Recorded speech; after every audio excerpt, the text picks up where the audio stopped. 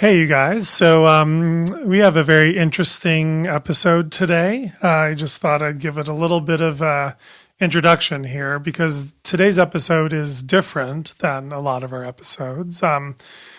Melissa and I were just kind of hanging out, getting ready to do like a different topic. And she asked me a question kind of while we were recording, and it sort of led to a discussion about my experience with the medical board over the last few years and what's going on with me, and to talk about the lies that are being spread in the media about what happened to me with the medical board, and we just thought it kind of would make an interesting topic. We'd always planned to do that episode anyway, but it sort of was spur of the moment that she kind of asked me about it. So enjoy this episode of the Vaccine Conversation.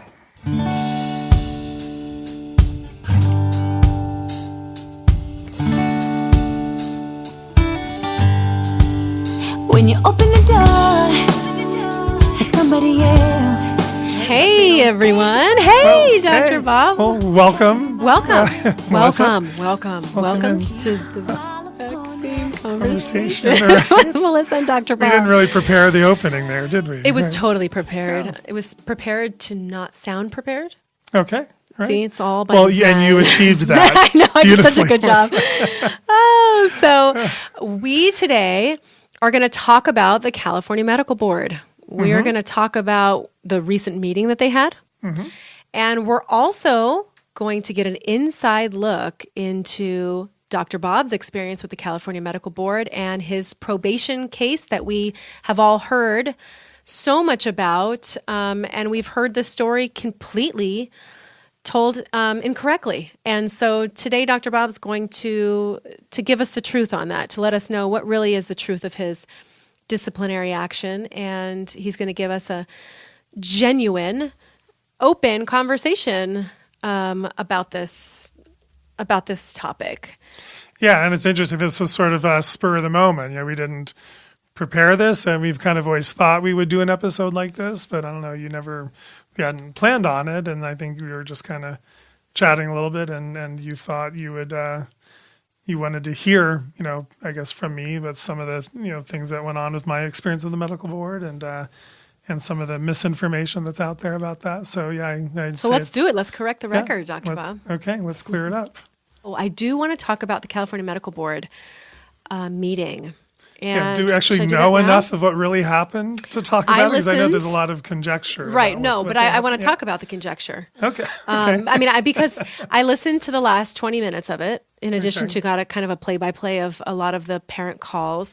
And there was a meeting for the California Medical Board, their quarterly meeting, right, that coincided with this legislative season.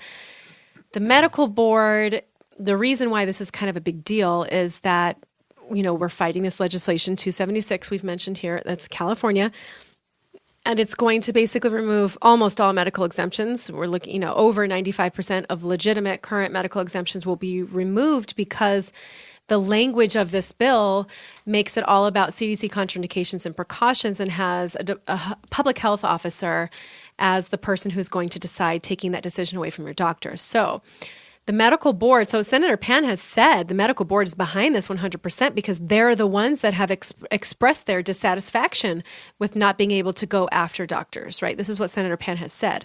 So at this meeting, citizens are able to show up, and it was happening in a couple different locations, and they allowed phone calls from public, for public comment. There were over 100 phone calls and many people that were on hold for 2 hours and did not get to speak. And originally public comment was supposed to be 3 minutes and it got changed to 30 seconds. So everybody only got 30 seconds to say something. And here's what I'll say I found really interesting. We've got 9 board members. 1 person was absent, so we have 8 board members.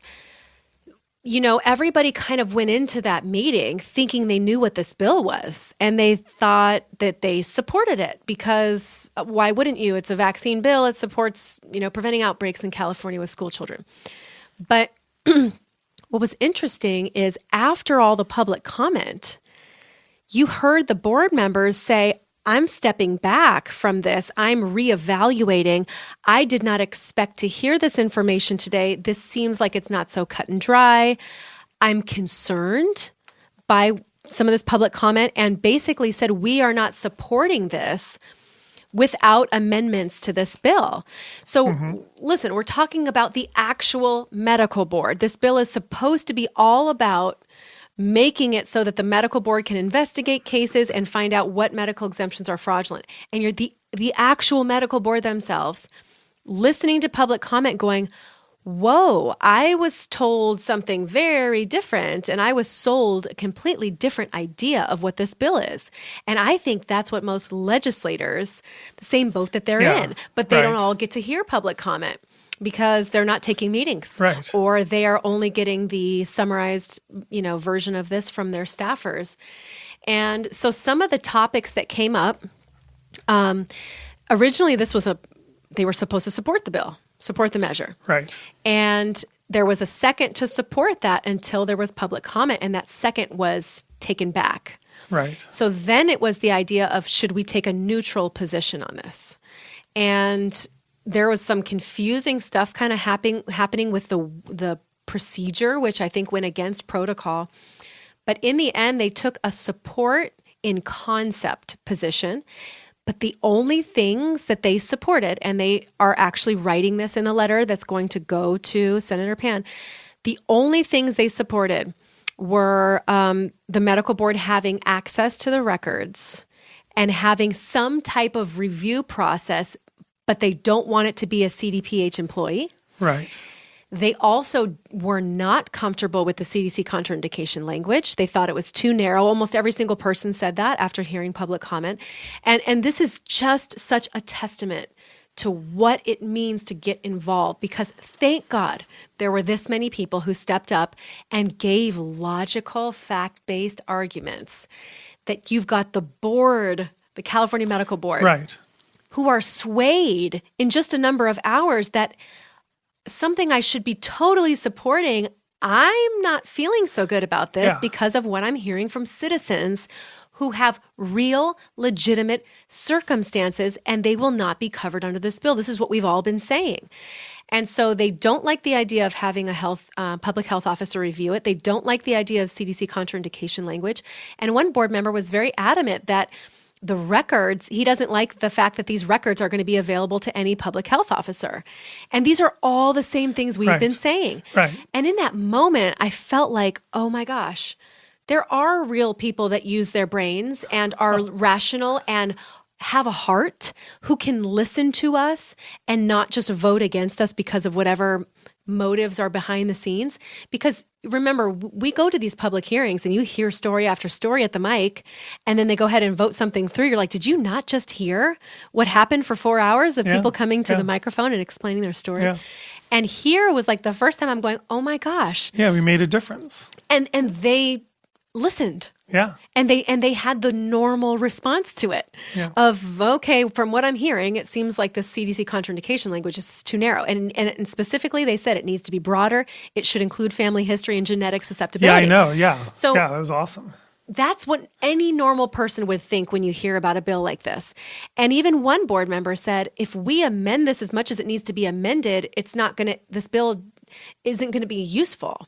And it seems like we should start over from scratch with a different bill. Wow. And so the fact That's that they were able to think in the connect the dots way that we're trying to educate legislators on, and we're trying to educate the public and the media, the problem is legislators, again, aren't taking our meetings directly. And so they're allowing staffers to hold these meetings, and who knows what goes from the staffer to the legislator. Right. And they're not able to see this many people with these logical arguments. So in one way, I was very hopeful after hearing this, because I'm thinking some work is going to be done, hopefully, in making this bill make more sense, because it just doesn't make sense. And I hope this gives legislators pause that even the medical board doesn't support it as written. And listen, we're already past the Senate now. So there are already missed opportunities for this to have already been amended. Right. And the California Medical Board is not going to meet again until August, which would be likely after this would pass and before going to, or around the time of going to the governor. we should have had what they said today or yesterday in that meeting or 2 days ago, what they said was what should have already been dealt with the first round. I can't even believe we're getting into the assembly without having those concerns already addressed. Yeah. So we're going to see what happens in the assembly and see how much of this gets heard, because I feel like there was, and a lot of people are upset that they took that support in concept stance, even though they were talking about neutral, they were talking about this bill doesn't make sense and there's just a lot of work needs to be done.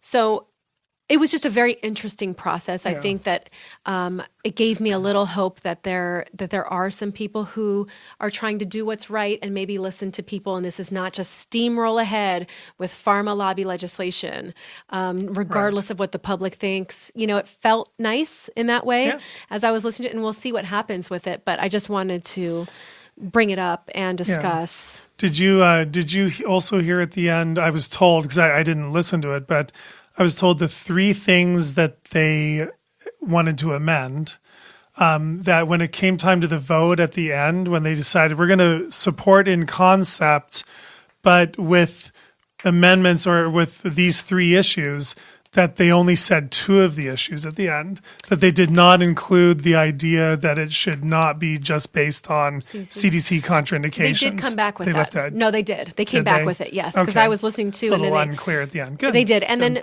I think that the bigger concern here was they are not allowed to support with amendments unless they have exact amendment language, and no board members had something to offer because they hadn't. Every one of those board members did not plan on not supporting. Of course. And so kudos to all the people who called to even get the wheels moving. Even one board member suggested that they take a neutral position and form a committee to write amendments. Yeah. And then somebody sort of pushed them in a different direction to support. This is not the board members, but somebody who was leading the meeting.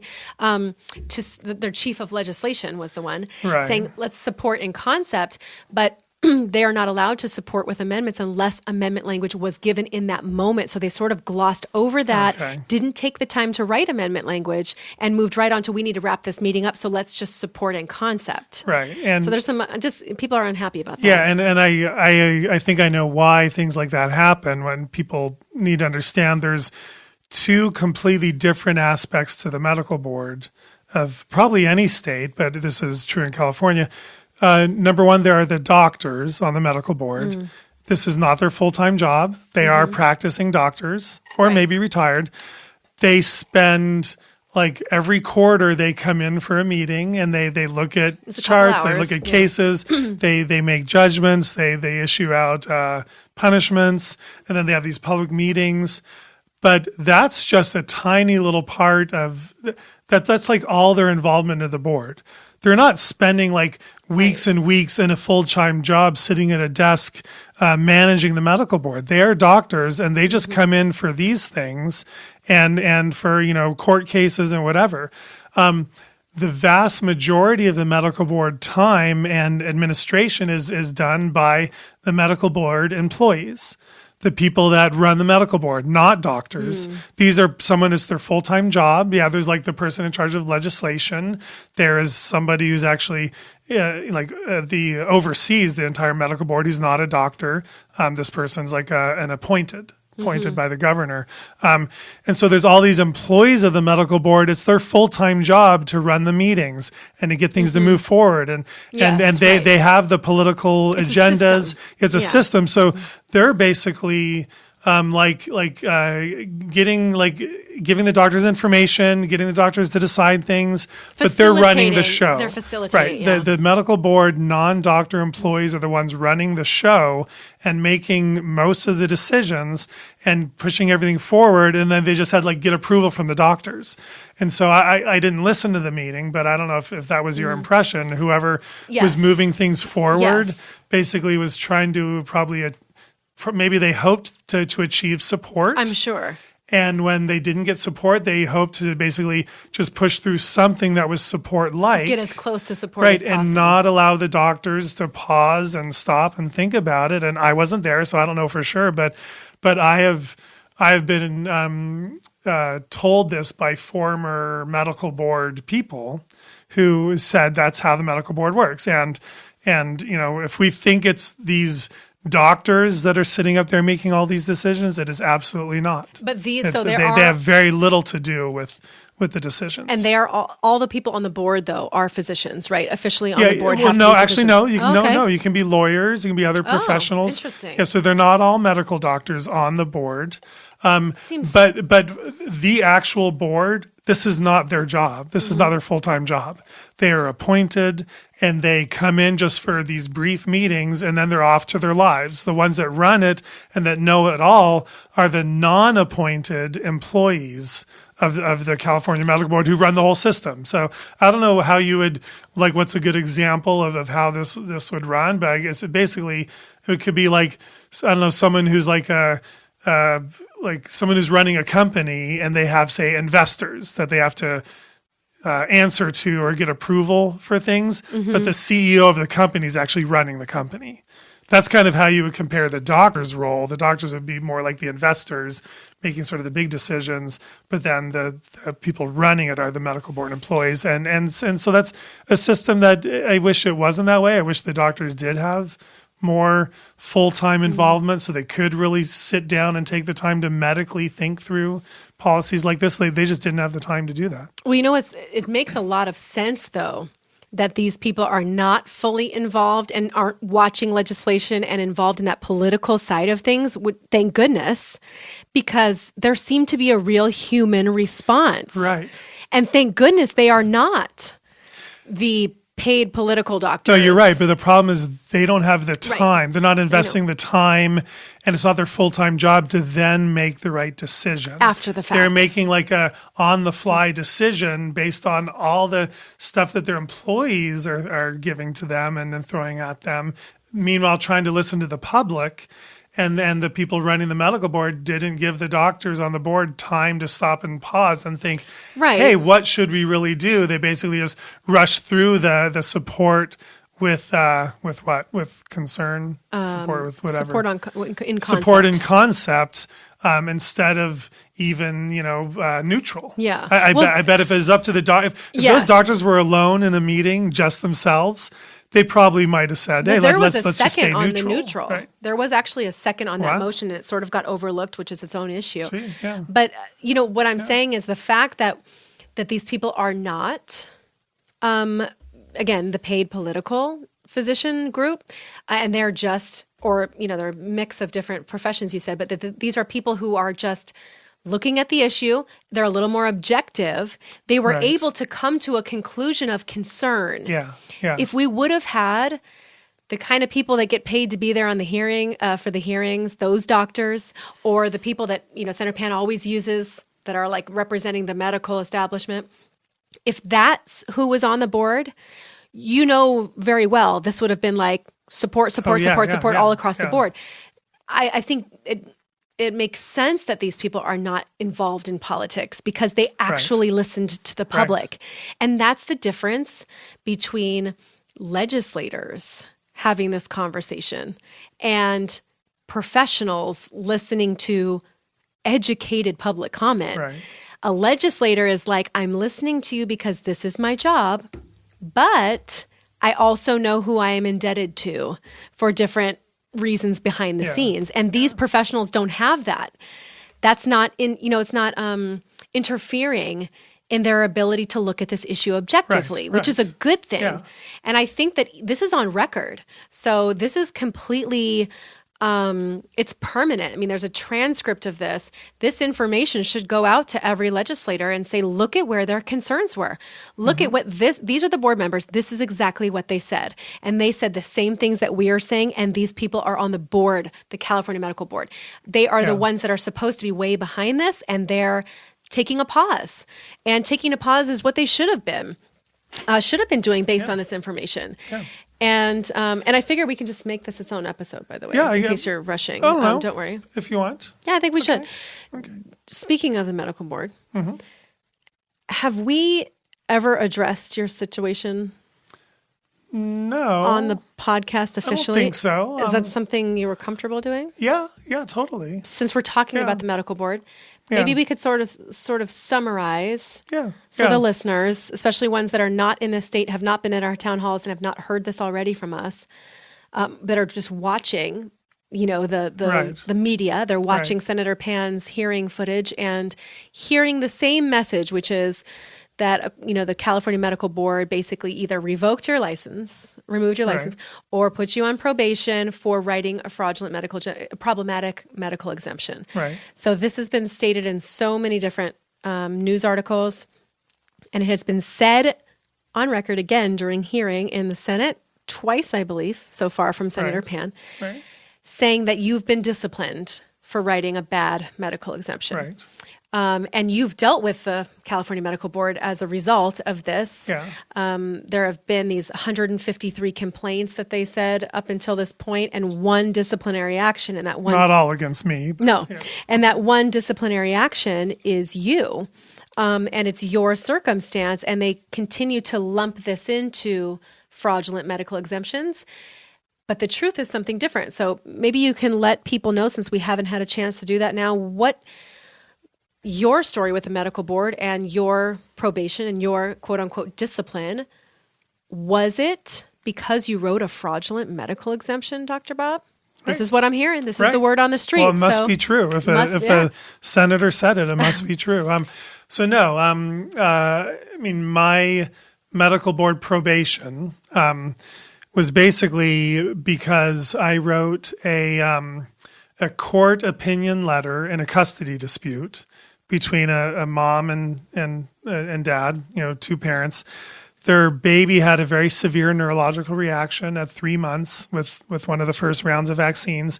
They stopped vaccinating. They both agreed back then, and they didn't think it was a good idea to continue. And the baby had a pretty bad vaccine reaction. He recovered, though. Then I meet them 3 years later in my office. They've been divorced. They don't like each other anymore, and the mom does not want to resume vaccines, and the dad does want to resume vaccines. And so the mom and the child came to me to ask my opinion about what I thought based on his reaction. And so I agreed, and I wrote an opinion letter to the judge in the custody case. Excuse me. I wrote an opinion letter saying that I would recommend that this child not continue vaccines because the vaccine reaction was pretty severe. The judge in the case upheld my opinion. The judge did not rule or did not force the resumption of vaccines. The judge agreed with me.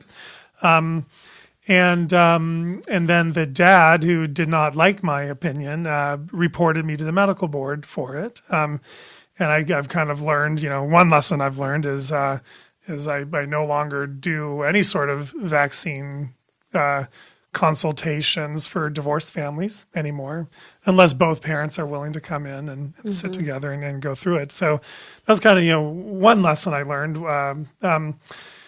But when the medical board basically got my file and they reviewed the child's vaccine reaction and the medical board, actually, I should clarify, the medical board doctors never saw my case. This never went before the medical board doctors. It was in front of the medical board non-doctor employees who manage complaints. Okay. And it was before the Attorney General's office, who's the one who does the cases against doctors. It's the Attorney General's office.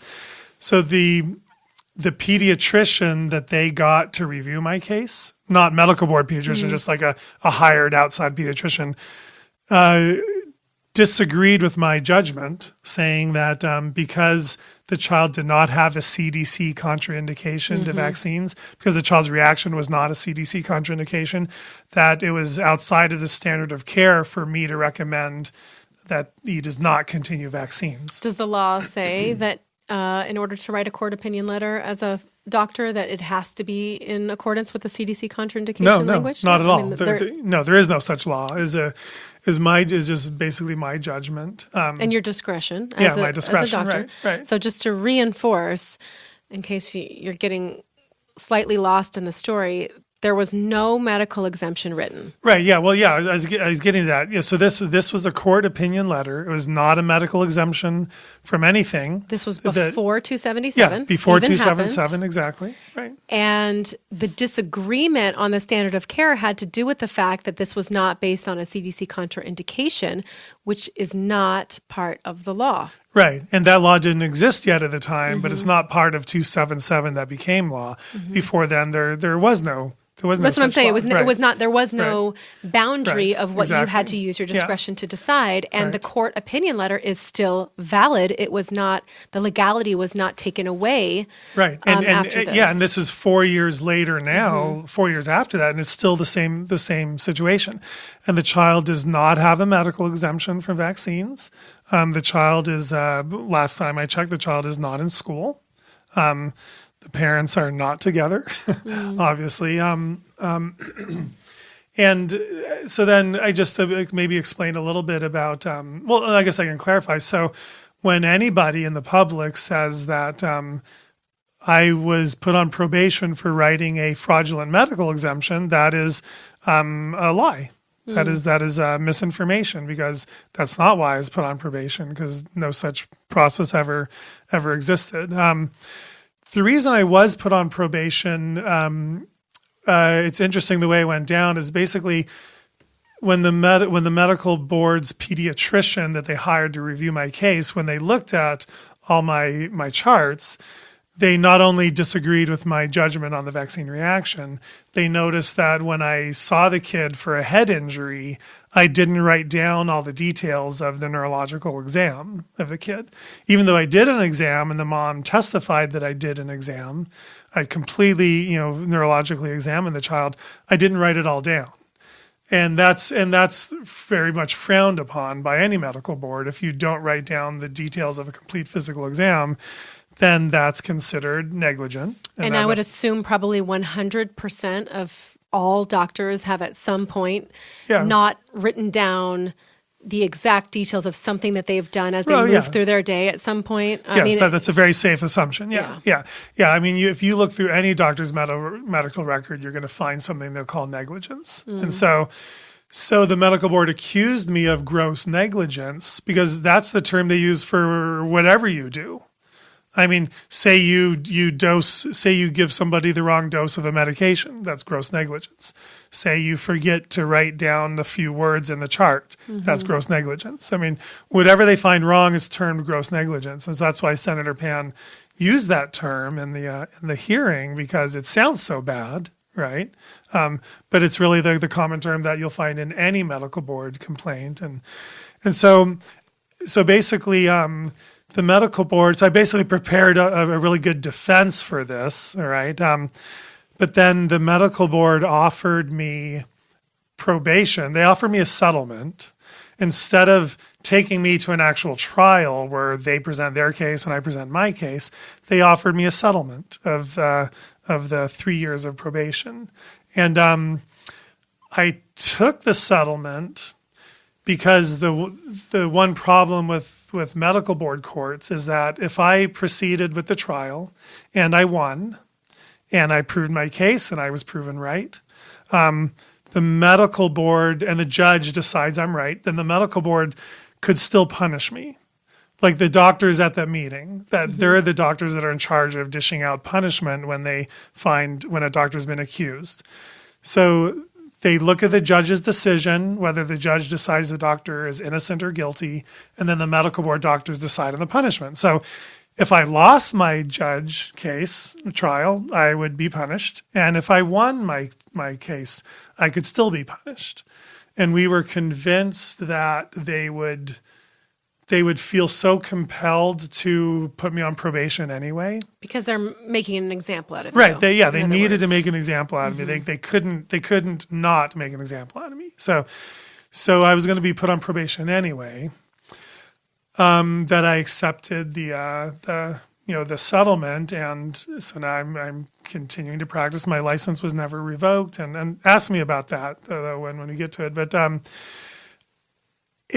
if I had proceeded and won my trial and the medical board decided to punish me unfairly anyway, I could have taken the medical board to court as Dr. Kennedy is. Dr. Kennedy is a doctor in California. He's taking the medical board to court over medical exemption issues, which are different than my issues.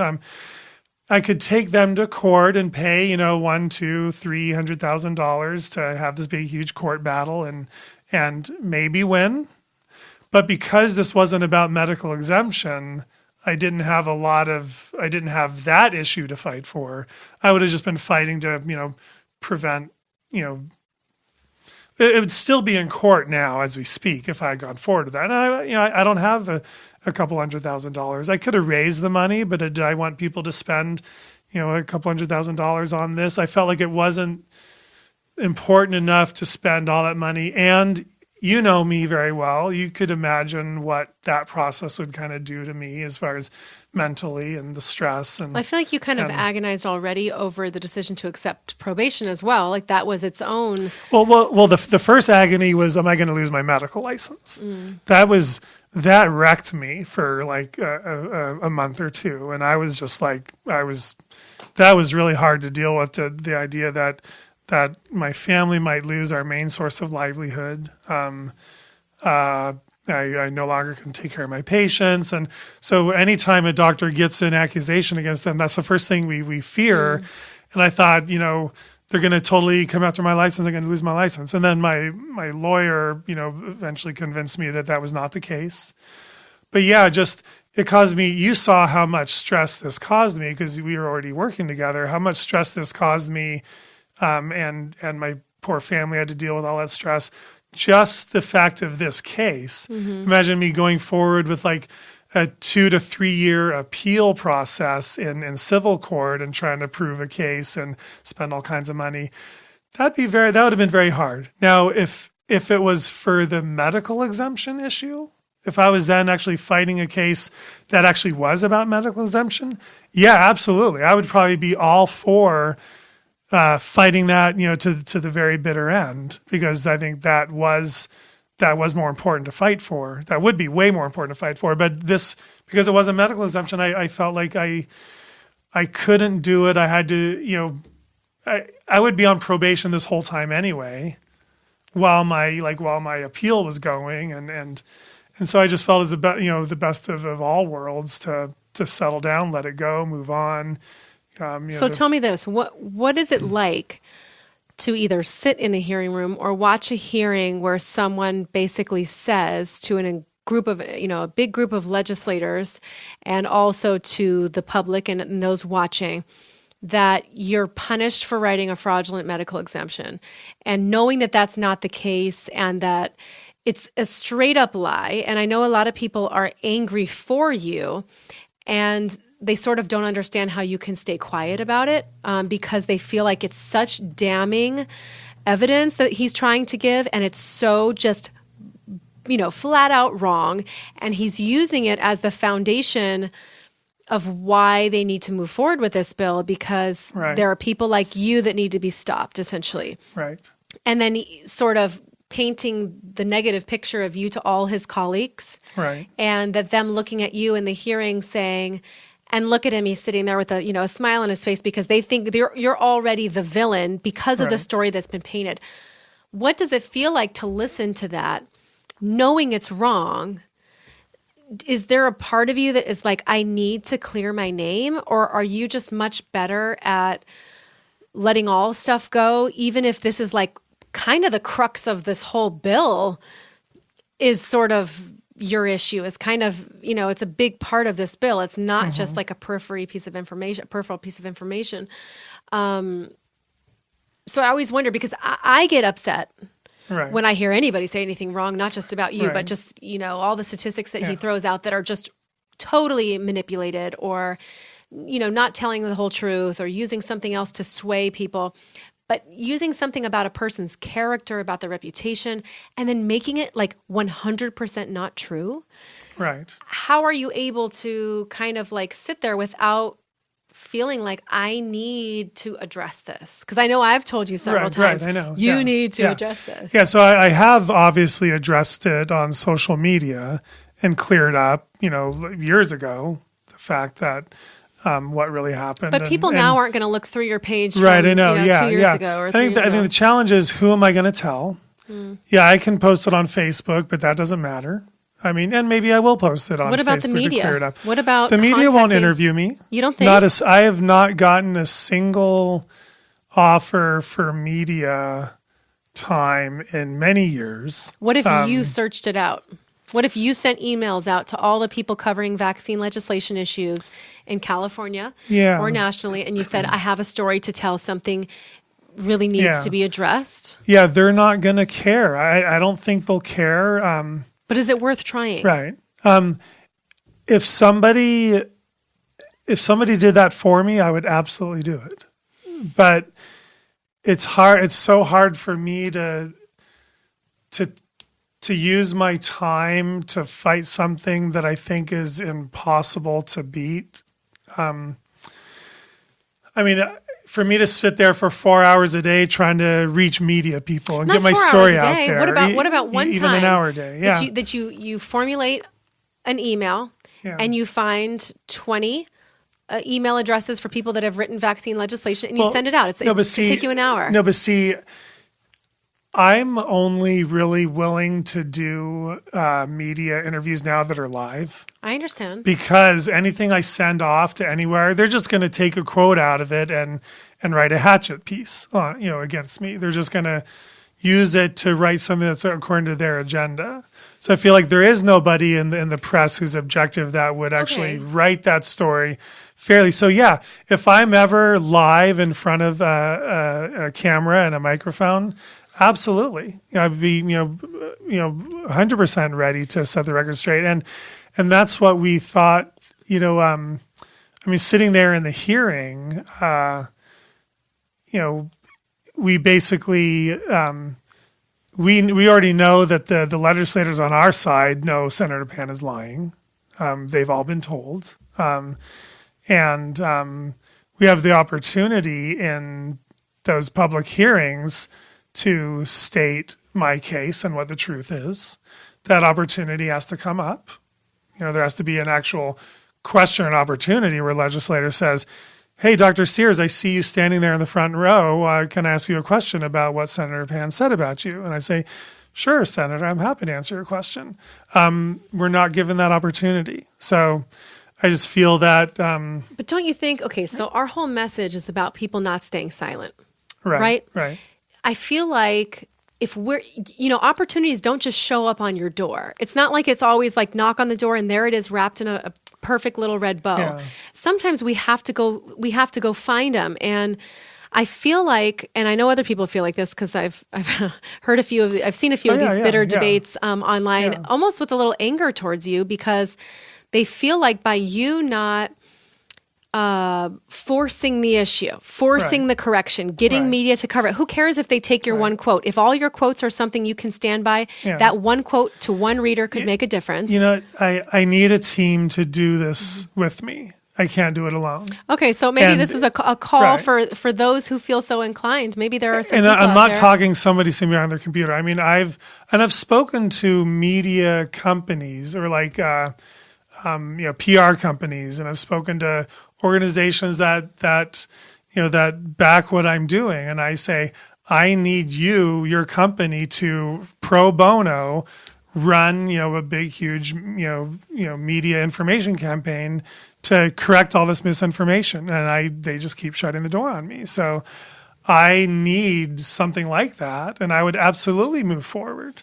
So listen, your personality type is a lot more passive, just in general. Totally. And that's something that also is really factoring in here, is that I'm the type that if somebody's saying something about me, like I will, in that case, now I don't care because people say things all the time. You have to learn how to just let stuff off your shoulder.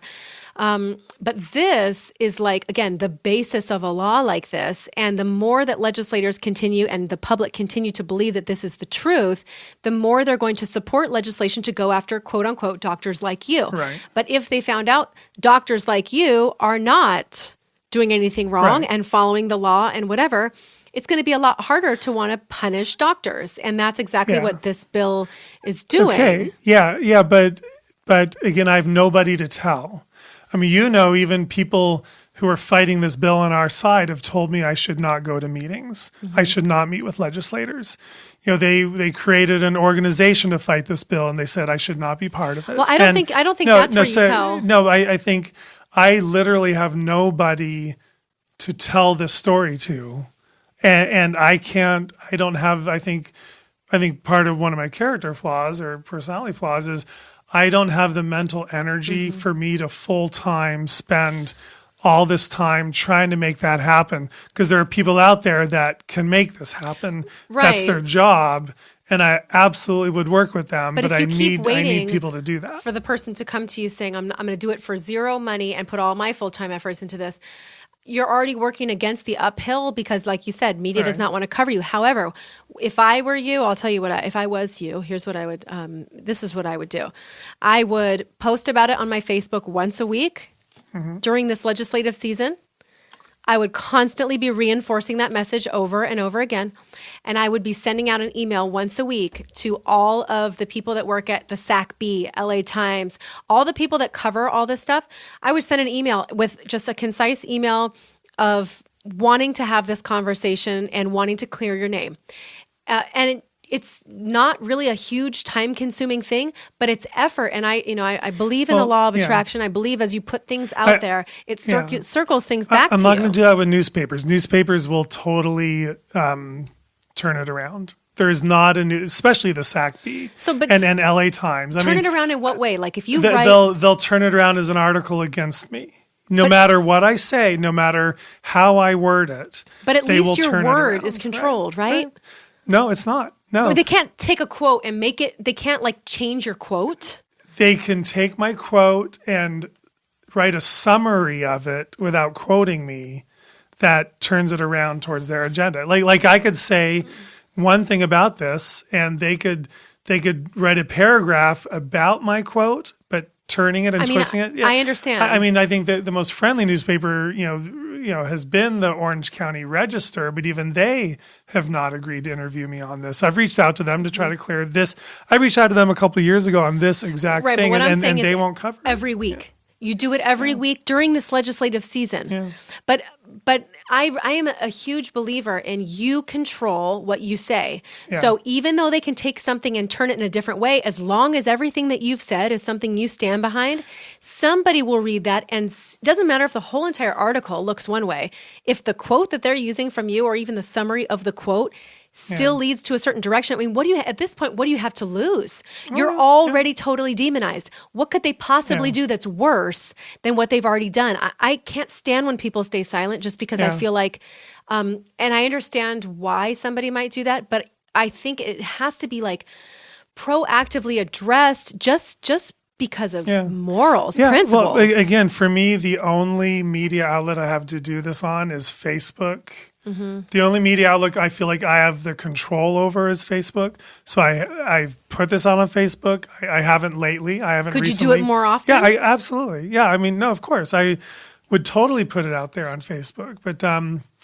But beyond that, I don't feel comfortable sending anything to newspapers because there's just not an objective reporter that's going to treat me fairly on it. So how about this? So I'm not going to do that. I think what we need is, I can do my stuff on Facebook, but even that's not nearly enough because that has no credibility or authority. We need people in media who agree with us to use their influence to get this stuff out there. Okay, but what if you sent an email to media or newspaper reporters without a paragraph? Right. Literally just said, I would love to be covered to correct the record of what really happened with my medical board probation. Right. 2 lines. Right. Dr. Bob Sears. And then if someone bites on it and they write back, you set the parameters of what they're going to do. And if they're not willing to do it, then that's fine. But at least you tried. Yeah. You never know. No, they won't do it. My parameters would be I need to have editorial control over what you're writing. I need to be able to look at your piece and say, no, you totally are misrepresenting me and I'm not agreeing for this to be published. And no one's going to give that control. It's a system that, unless you have that media in. Right. I get all that, but misrepresent you. That's what's happening already. Right. How could So they how could it be possibly? worse? Yeah. How could it be Like in worse? other words, Yeah, there's yeah. the chance that it might not be, and then that could actually help versus what's yeah. already happening, which is just all bad all the time. Yeah. I mean, you never know. Somebody doesn't have to agree with our stance, but they can agree that the truth needs to come out. And if it wasn't a medical exemption, that should be addressed. I mean, you do see some truth inside some of these articles that are even biased. You see some good points that are still made.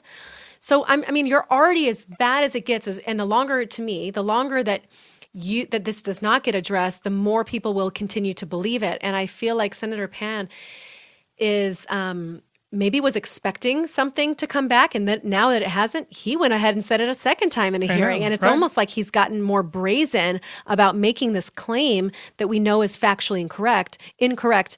I don't know. Maybe there's something there. Maybe there's a little bit of a mission that does not have to involve a PR company or a full-on campaign. You know, I spent the last, I don't know how many years, 7, 8, 9, 12 years reaching out to media in that way, not over this issue, but over the vaccine issue, reaching out to media and being ignored. I know.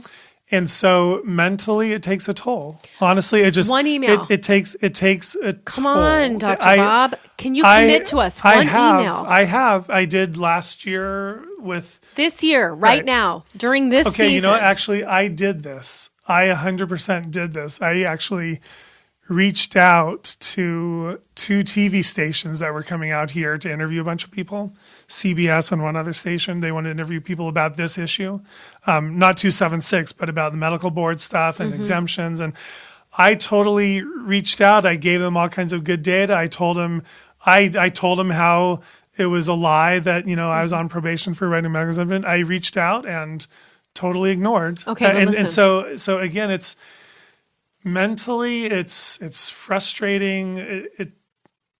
I mean, yeah, can I do it one more time? Sure, I'll do it one more time for you. I'll be ignored again. But maybe you won't, though. This is the thing. If we look at life that way, if we were always like, this sucked before, so it's always going to suck, like, we can't look life. In fact, you're a way more optimistic person even than I am at this stage in my life. I'm a very optimistic person. Yeah. And on this, I'm a very passive, optimistic person. Except, but you're not even optimistic on this. You're assuming it's already going to go wrong and it's going to be bad and whatever. What if you say between now and the end of July that you send an email every Monday morning to 10 email addresses that you BCC on one email? All you have to do is already have it written 2 lines and you just hit send. And every Monday you do it. And it takes you literally 5 minutes, not even. Okay. And you wait and see. You never know who might come out of this who wants to potentially cover it, potentially do things on your terms. You never know. But then I have to I have to vet the person and make sure they haven't written, you know. You said you're going to be ignored, so evil, you know, vaccine articles already, and then I have to. I mean, the chance I'm going to find a reporter that's I know, that's but you're like missing the entire biased. point. Who cares if this person writes terrible vaccine articles? Who cares? They're already writing terrible stuff about you. Could you just get one quote in an article? Could you just get one? Why would they write anything in my favor in an article? Why would they write Senator Pan is lying about my medical board and probation? Maybe they won't. Maybe what they'll say instead is, according to Dr. Bob, his probation was not even about a medical exemption. Maybe that's the only thing that they say. But that still I would be lucky to get that in there. But you're a lucky person. Maybe you can be lucky with this. I mean, it's not a huge thing to do, but like maybe just sending that energy out into the universe is going to attract back to you an opportunity to be able to clear your name. Maybe that'll show up in the hearings. Maybe that'll, you know, who knows? But if your intention goes out there and your intention is, I'm going to clear this up. You might attract to you a lawyer who wants to work on this for you, you know, without, you know, that's something that you don't have to pay hundreds of thousands of dollars for. Maybe you never know what could come of this, but like by sitting and staying silent, just like we tell all of our listeners, we are complicit in the narrative. And if the narrative is wrong, it is our job to correct the record. And that means you too. And it doesn't have to be a full-time job. You don't have to take 4 hours every day to do it. And I understand it's like arguing with people that are the ardent pro-vaccinationists. You don't argue with those people because it's a waste of time. I'm not talking about that kind of battle. I'm talking about put it out there, make a couple action steps, see what happens. See what happens. Talk about it on your Facebook page more. Let people know that this is a consistently erroneous piece of information that is covered time and time again. Every time there's an article, if you come across that article and happen to see it, screenshot it, highlight it, Facebook post about it. This is wrong. Here's another example of where they're getting it wrong. Start, have your own followers contacting these people to correct the record. You could create a little momentum on this. They cannot stay silent and ignore you forever. They can ignore you because you're making it easy for them.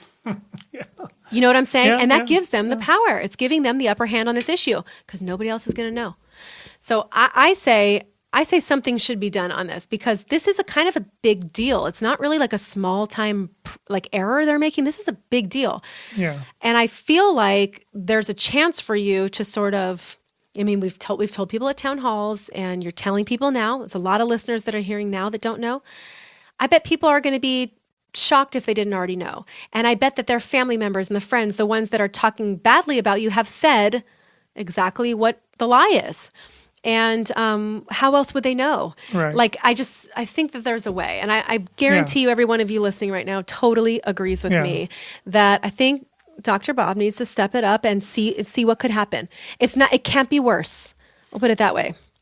Yeah, no, I will definitely give you that. It can't be worse. And, and it's so funny to have a conversation like this on the podcast. I know. Sorry, we were not planning on this conversation. Right, I know. But you and I have had this exact same conversation. Sitting at Starbucks or wherever we're working.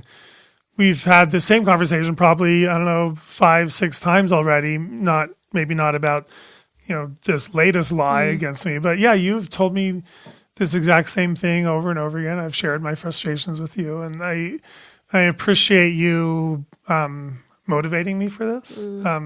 I do need that kind of motivation because I will totally just get stuck with. I will become a pessimist about this issue and say, what's the point? I can't effectively get my side out there, so why even try? But there's so much power in the trying. Yeah. That's the thing. That's where I feel like you reclaim it. And it is very fulfilling to try and to post the truth about it. And again, we tried to get this exact precise story of what we've just talked about with my case and the probation. We tried to get it, we even tried to get a reporter from the, OC Register to interview me and the mom of the kid in my medical board probation case. And no, they didn't take us up on it. So I guess I just let that get to me too much. And then, but you're right now I'm hearing you. And I follow your advice. I always take your advice for the most part. And I also take yours. And a lot of times your advice would be for me, the things I used to defend myself over all the time that were futile, that I've learned to take your advice and not care and not need to defend myself all the time. Because I'm the type that if something's wrong, and this is against the principle, I want to fight it. Yeah. But also, I've sort of learned from you over the years, there are times where it just doesn't make sense to, or you're spinning your wheels, or you're wasting energy on someone that doesn't deserve it. But I think that, so I can appreciate finding the times to do it and not to do it. Doesn't have to always be every time. Yeah. I think this is a time to do it. And I feel like, and it doesn't, whether the law passes or doesn't pass, it would still be something I think is worth doing. And I'm sure there are your patients and supporters that would be willing to compile the email addresses for all the local and statewide and national news outlets that we could easily put it into one email, that you don't have to go do that legwork. Somebody else would probably be willing to compile this for you to make it easier. So it's just a matter of you sending something out. And I'm positive that can happen. And I think that that's important because I think, you have to fight for yourself maybe a little harder than you fought for yourself. Because what people think is you took the probation, you didn't fight to go to trial and prove your innocence. And then now you're sort of, indirectly accepting this lie that's being told about you. So people are going to assume guilt. Yeah. In those two circumstances. But I think people need to realize, I don't have $200,000 to hire a libel attorney, and I don't have the media outlets to correct it. So So, but But you have a Facebook page with 80,000 I know. followers. So I hear you, and I accept the yes, I accept the challenge. I love it. Oh my God! How often is that? I will do it, but I want to say one of the things I just appreciate so much about working with you on this is that you are not afraid to tell me when I need to do something. You're a good enough friend to say, look, you're wrong about this. You need to do this. This is what needs to happen. And you don't let me slack on it especially when it's important. So I appreciate that. Well, this is the good fight we're talking about here. And you deserve to not be villainized. And I'm just so tired of hearing it over and over and over again. And I can't, I can defend you as much as I want when I see stuff on social media, but it's just not the same as... You never know. You just never know. There could be some good that comes out of it. Yeah. And I think it's better that you're not letting it all go because they can keep going. Right. It's going to be harder for them when you continue to have pushback. And your followers, like I said, every time we see an article, you should start posting it on your Facebook page and give the email of the person who wrote it. You can have all the thousands of followers you have. Okay. Write that email to that reporter and correct the record. Okay. And that's what we're going to do. We just have to be a lot more proactive and not just sit by and go, God, this is so crappy that they do this stuff. This is the same message we're giving to everybody at a town hall, isn't it? I know. Well, on a slightly different issue. You can't accuse me of being silent about the vaccine issue. No. You are very fairly letting me know that I'm wrongly staying silent on this, because of my pessimism, apathy, frustration over not having an avenue for this voice. So I appreciate it. And then the thing is like that's the same thing we tell people who go, we're not going to win against pharmaceutical lobbyists passing this stuff. What's the point even? Right. And what do we tell everybody? To do it anyway. Right. You keep fighting anyway. Right, which we are. I'm so fine. I'm just kind of wondering how on earth to even write what this episode is going to be about. We will figure it out. But we'll wrap it up for now. We will, yeah. Well, thank you. This is sorry. I mean, this was a total diversion. It's kind of into the look of an inside look at what we're not always writing stuff or talking about vaccine concepts. Sometimes you and I are spending hours. We've spent hours just talking about a life decision like this, or like an important aspect of either my fight or your fight or whatever. So appreciate it. And I don't know, we'll see what the reviews are on this episode. This was not a fun, exciting episode, but maybe it was a informative episode just to look into my mind a little bit. And anyway. Well, thank you for sharing with everyone. Sorry I had to put you on the spot like that. I thank you for putting me on the spot. Like, seriously. I did ask yes, you on did. the podcast live. Like, I asked, are you okay to talk about this? But I just thought to myself, this would be a good time. So. All right. Well, that was our medical board update and a whole variety and your of medical ways. board update. So but then works together. And I do have more medical board stuff to talk about. We'll have to share about the more medical board cases that are coming, coming my way about vaccine exemptions. And that's not over. Yeah. So that'll happen. And anyway, thanks for joining us, you guys, and thank you, Melissa. Thank you. Okay.